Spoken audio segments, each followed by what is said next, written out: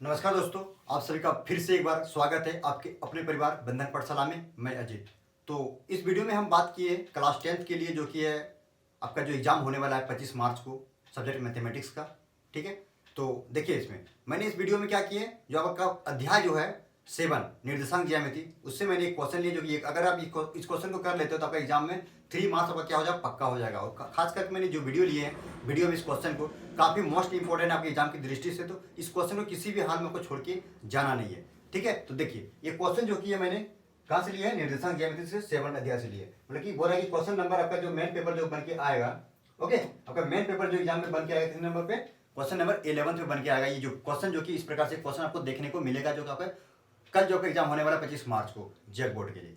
ठीक है, तो देखिए मतलब उस त्रिभुज का क्षेत्रफल ज्ञात कीजिए जिनकी शीर्ष दिया गया। मतलब कि ऐसा ऐसा मतलब एक आपका रहेगा लिखा हुआ कि उस त्रिभुज का क्षेत्रफल ज्ञात कीजिए जिसका शीर्ष दिया हुआ है। आपके सामने कुछ जैसे यहाँ पे कुछ मतलब कि इसका पॉइंट दे दिया, शीर्ष का मतलब कुछ मान दे दिया गया। तो देखिए सबसे पहले आपको करना क्या पड़ेगा इसमें, कि आपको जो कि इसमें जो एक क्या एक त्रिभुज बनाना है, और सबका जो एंगल इसका मान दे देना, मतलब ए बी सी के नाम दे देना। और जो पहला जो पॉइंट है आपको इसको ए मानना है, और दूसरा इसको बी मानना है, और तीसरा जो क्या है इसको सी मान लेना है। तो मैंने यहाँ पे इसको मान लिए, ए का मान यहाँ पे दिया गया था, बी का मान यहाँ पे दिया गया, और सी का भी मान यहाँ पे दिया गया। तो इस तरह आपको अच्छा से आपको क्या करना है, इसको ड्राइंग पहले सबसे पहले त्रिभुज को बनाना है। ठीक है, तो हमने बना लिया है। अब इसके बाद इसका पहले मान यहाँ पे इसको ए बी सी का मतलब कि नाम को नामकरण कर देना है, जो पॉइंट दिया हुआ है इसका वैल्यू को पुट कर देना है। इसके बाद यहाँ पे हम निकालते हैं क्या, यानी x1, x2, x3 और y1, y2 और y3 निकालना पड़ेगा। तो इसी से निकालते हैं, जैसे ए का जो बिंदु का जो मान दिया गया है, ठीक है, तो इसको x1 कहते हैं और इसको y1 कहते हैं, और बी का मान को x2 और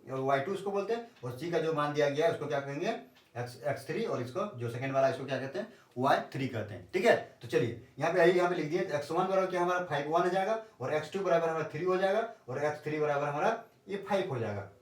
इसी तरह से हमारा y1 बराबर -1 हो जाएगा, y2 बराबर हमारा -5 हो जाएगा, और y3 बराबर हमारा 2 हो जाएगा। ठीक, और इसके बाद देखा है त्रिभुज का क्षेत्रफल हम जानते हैं, त्रिभुज का क्षेत्रफल क्या जानते हैं, ऐसे तो हमारा होता है हाफ आधार गुना होता है, लेकिन इसमें जो निर्देशांक ज्यामिति में एक ये त्रिभुज का क्षेत्रफल का उपयोग किया जाता है। ठीक है, तो ये सब सूत्र इसको याद करने का क्या तरीका, देखिए हाफ लिखना है, फिर ब्रैकेट इसका स्टार्ट करना है, इसका x1 मतलब साइकिल रूल का चल रहा है। देखिए यहाँ पे साइकिल रूल्स होता है ना, ये रूल चैन रूल, ये होता है मतलब कि इधर से चल रहा है।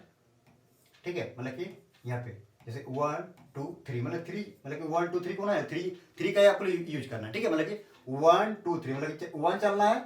ठीक है, 1 पहले बाहर में लिखना है, इस पर इसमें क्या आएगा 2 आएगा, इस पर 3 आएगा, लेकिन करना क्या पड़ेगा, यानी बाहर में x लिखना है। ठीक है, x1 और ब्रैकेट के अंदर क्या करना है, मतलब कि y यानी कि ब्रैकेट के अंदर में y माइनस वाई देना है। ठीक है, दे दिए। इस बार क्या आता है 1 1 के बाद क्या हमारा 2 आता है, तो y की जगह पर 2 लिख देना है, फिर माइनस y 3 होगा, इसके बाद 2 के बाद 3 आएगा ना, 3 आएगा तो 3 लिख देना, फिर प्लस मतलब x2 लिखना है। ठीक है, एक बार हम अब यहाँ से जाएंगे, x2 हम लोग यहाँ से किए, x2 के बाद क्या है मतलब कि हमारा y3 हो जाएगा, फिर माइनस y1 हो जाएगा, होगा ना, देखिए यहाँ पे लिखे यहाँ पे।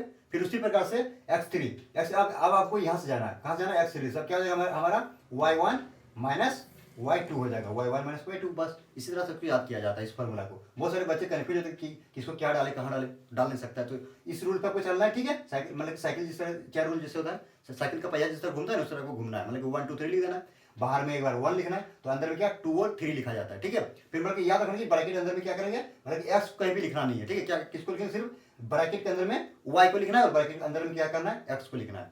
ठीक है, तो x इस तरह लिख देना है, तो इसका फॉर्मूला हो गया, इसका मान को पुट कर देना है। देखिए हाफ हो गया, फिर x1 का मान यहाँ पे आपके सामने जो कि यहाँ पे दिया गया, कितना दिया गया -5 दिया गया -5 हो गया, फिर इंटू क्या y2 का मान क्या -5 है, -5 हो गया, फिर माइनस का माइनस हो गया, y3 कितना 2, तो 2 यहाँ पुट कर दिए, फिर देखा जाए तो ये प्लस हो गया, यहाँ पे लिख देना, फिर x2 का मान कितना है 3 है, तो आपको यहाँ पे पुट कर देना है। ठीक है, मतलब अच्छी तरह से आपको देखते हुए यहाँ पे इसको पुट करना है, तो जो कि आपका गलत कभी भी नहीं होगा आपका सवाल। ठीक है, इसके बाद मतलब कि y3 कितना था 2 था, 2 का फिर ये माइनस हो गया ये, फिर y1 कितना -1 है, तो ये हमारा ब्रैकेट अंदर में एक लिख दिया -1 हो गया।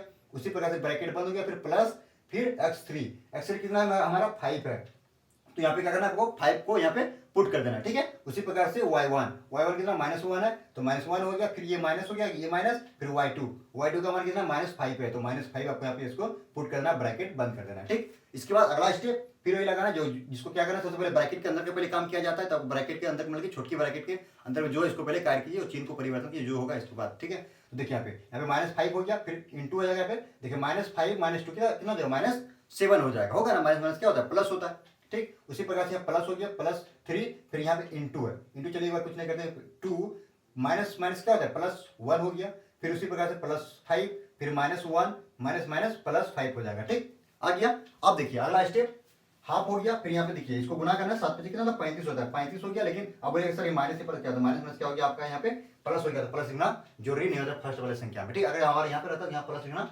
जरूरी माना जाएगा, लेकिन लास्ट जो पहले जो होता है उस संख्या में प्लस लिखना जरूरी नहीं होता है, ठीक है। उसी प्रकार से देखिए प्लस था, प्लस का प्लस हो गया, फिर 3 था, 3 इंटू, अब देखिए 2 + 1 कितना हो जाएगा, 3 हो जाएगा, हो गया ना। फिर इसके बाद +5, फिर यहाँ पे इंटू है तो -1 + 5 कितना हो जाएगा आपका +4 हो जाएगा, तो +4 यहाँ पे लिख देना है, ठीक। उसी प्रकार से 35 से उतार देना है यहाँ पे, 3 × 9 प्लस यहाँ 5 × 20 हो गया। मैंने बॉडमास रूल पहले जो नियम है उस पर चलना है, ठीक है, ना कि किसी इधर उधर करना जो कि आपका गलत हो सकता है। तो इसके बाद इसको 8 करने से कितना हो जाएगा हमारा मान, कितना 64 आ जाएगा, ठीक है, 64। इसके बाद इसको करा देना है जो कि हमारा कितना आ जाएगा 32 हो जाएगा। तो हमारा जो कि आंसर निकल के आ गया फाइनली क्या हो जाएगा 32 वर्ग मात्रक। तो इस प्रकार से आपको करना पड़ेगा, इसको सॉल्व, मतलब सवाल जो आएगा आपको इस तरह से सॉल्व कर लेना। अगर यदि आपका डाटा चिंके है तो क्या आप इसको बना नहीं सकते हो, जी आप बिल्कुल बना सकते हो, अगर आपने इस क्वेश्चन को समझ लिया है तो देखिए दोस्त, अगर देखा जाए तो क्वेश्चन को समझ के बनाइए मैथ में। अगर यदि एक क्वेश्चन को समझ लेते हो ना, चाहे एग्जाम में कोई भी क्वेश्चन दे दो, बट डाटा चिंके आप खुद से बना सकते हो।